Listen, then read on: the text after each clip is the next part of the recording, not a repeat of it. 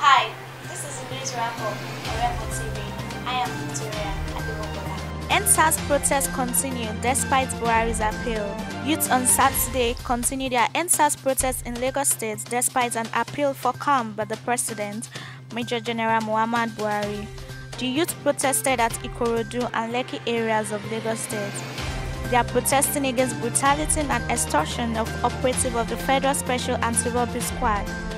The placard carrying protesters chanted "NSAS" as they marched through the streets of Lagos peacefully on Friday.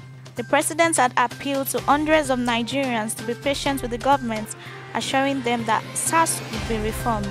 Our determination to reform the police should never be in doubt. I am being briefed regularly on the reform efforts ongoing to end police brutality and unethical conduct and ensure that the police are fully accountable to the people. The IGP already has my firm instruction to conclusively address the concerns of Nigerians regarding these excesses and ensure erring personnel is brought to justice. I appeal for patience and calm, even as Nigerians freely exercise their rights to peacefully make their views known, Buhari tweeted. Gunshots as NSAS protesters invade Owu Festival in Ogun demand Obasanjo's attention. There were sporadic gunshots at the 2020 Owu Festival as youth calling for the scrapping of the Special Anti-Robbery Squad (SARS) invaded the venue of the festival in Okeago, Owu, Abeokuta, Ogun State. Obasanjo, who is the Balogun of Owu Kingdom, was at the annual event when the NSAS protesters stormed the palace of the Olowu, Oba Adegboyega Dosumu. The protesters barricaded the entrance of the festival, seeking an audience with Obasanjo. The refusal of security agents to grant them access into the premises of the Olowu's palace infuriated the youth as they chanted repeatedly on top of their voices, "NSAS." A policeman was attacked while making efforts to disperse the protesters. On international news, US calls for negotiation with North Korea to achieve complete denuclearization. A senior US administration official on Saturday called North Korea's display of a previously unseen intercontinental ballistic missile disappointing and called on the government to negotiate to achieve a complete denuclearization.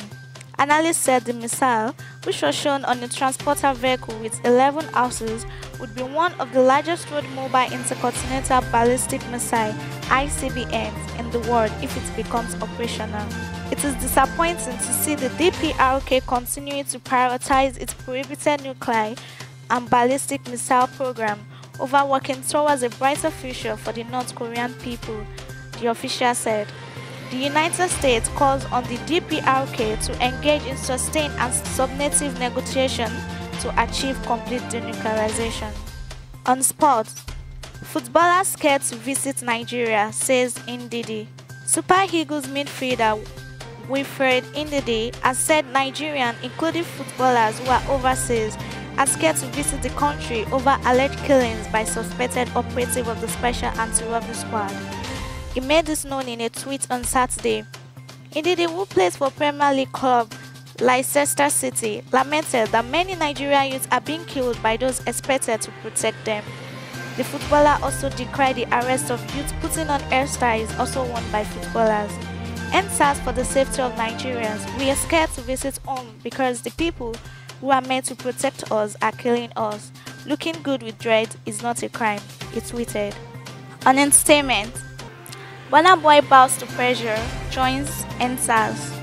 Singer Damini Ogulu, aka Burna Boy, has bowed to pressure from fans and critics and officially joined the NSAS movement, which seeks the scrapping of the Special Anti-Robbery Squad of the Nigeria Police Force. Burna Boy issued a statement on Saturday amid knocks from Nigerian youths who had expressed disappointment over the musician's silence. The self-acclaimed African giant said the protest should not be about him, but about deeper issues. He wrote, and I quote, "I have taken the past week to gather my thoughts. I usually respond to this matter with my emotions and frustrations. This time, I have chosen to ignore the attempt, well-meaning or derogatory, to draw me out. This is not and should not be about me. It is about a fundamental problem that affects us all Nigerians, as Africans, and as human beings. The state of our country, Nigeria, is tricky. It has been from before I was born. My greatest concern in all of this is that SARS will end now, as it allegedly has several times in the past. In my opinion, abolishing the unit is a definite first step, but we cannot afford to stop there. That's all for today on the News Wrap-Up on Remo TV. Join us next week on Daily News. For more news updates, follow, like, and share our social media platforms on Instagram, YouTube, Twitter, and Facebook as Officialremotv. You can also visit us on our website at www.remotv.com.ng.